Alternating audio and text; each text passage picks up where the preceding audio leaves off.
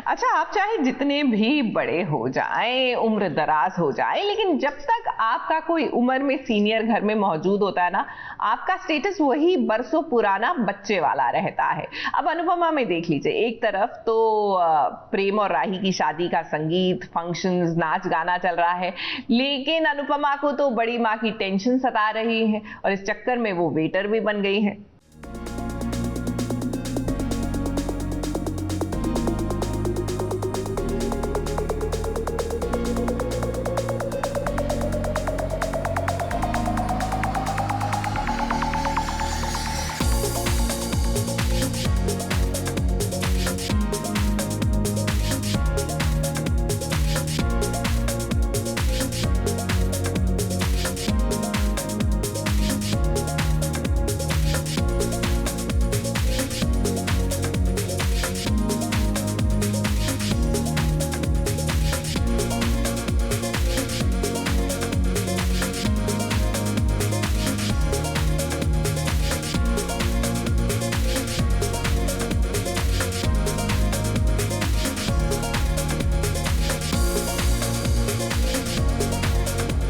राही और प्रेम फोटोकॉपी के सहारे तो नहीं रह सकते, ये हम क्या ऑडियंस भी जानती है। आप दोनों एक दूसरे से प्यार ही इतना ज्यादा करते हैं कि एक दूसरे के बिना रह ही नहीं सकते। अब गाने में ही सही, लेकिन चलिए आप दोनों को मौका तो मिल गया एक दूसरे के साथ मस्ती करने का, नाचने गाने का।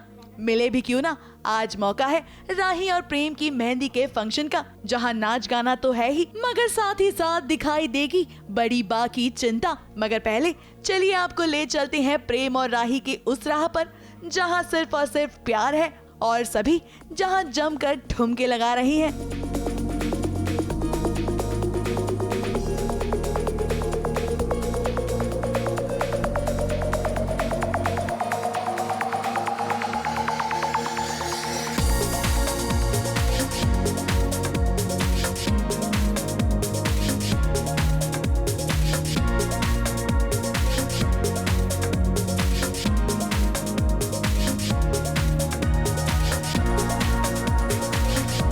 यहाँ प्यार के साथ साथ सभी की अपनी अपनी साजिशें हैं, क्योंकि पाखी चाहती है कि राजा और ईशानी की शादी हो जाए। इसीलिए तो वो ईशानी को कहीं दूर भेज देगी और राजा उसके पीछे पीछे चला जाएगा। अब इस टास्क को अनुपमा बहुत ही अच्छे से पूरा करेगी और तो और वो गुलाब वाली बर्फी भी बनाकर सभी के सामने पेश करेगी, वो भी खुद अपने ही हाथों से। वैसे यहाँ पर जब अनुपमा को यूं सभी परोसते हुए देखेंगे तो एक एक करके राही के साथ साथ प्रेम भी आकर अनुपमा की मदद करेगा, जो कि कोठारीज को पसंद तो नहीं आएगा मगर वो कुछ कर नहीं पाएंगे। खुशी तो उसे बहुत है कि मतलब मेहंदी की रस्म और ये सब है, लेकिन वो थोड़ी सी इस मामले में स्ट्रिक्ट है कि हर चीज़ वक्त से होनी चाहिए, मुहूर्त मिस नहीं होना चाहिए।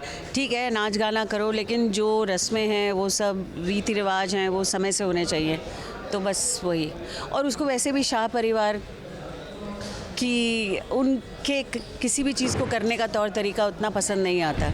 वहीं दूसरी तरफ आप देखेंगे कि राही की निगाहें अपनी माँ यानी कि अनुपमा को ही ढूंढ रही है, क्योंकि इस फंक्शन से कहीं न कहीं गायब है अनुपमा। और ऐसा इसलिए होगा क्योंकि अनुपमा को बड़ी बा ने दे दिया है एक टास्क। अरे वही टास्क जिसमें उन्हें बनाना है गुलाब वाली बर्फी।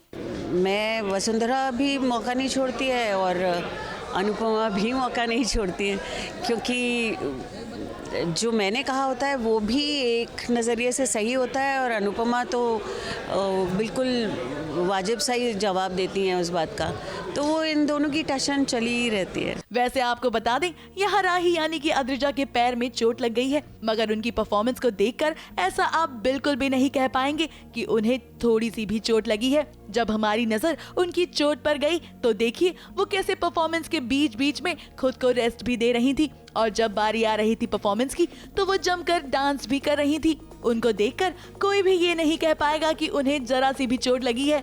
वैसे ये सीरियल की कहानी है और यहाँ पर ड्रामा भी बहुत ज्यादा होने वाला है, क्योंकि आगे प्रेम को वो कॉन्ट्रैक्ट नहीं मिलेगा जिसकी वो उम्मीद कर रहा है, ताकि वो शादी के बाद राही के साथ आराम की जिंदगी जी सके।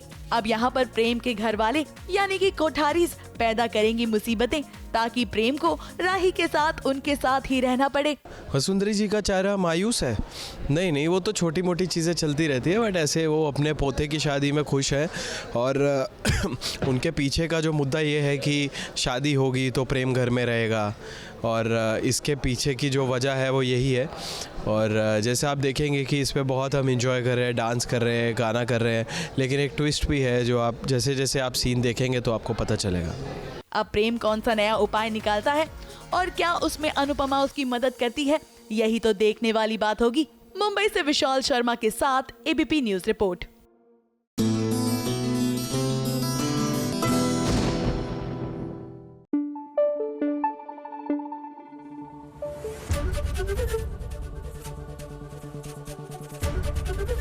एबीपी न्यूज आपको रखे आगे।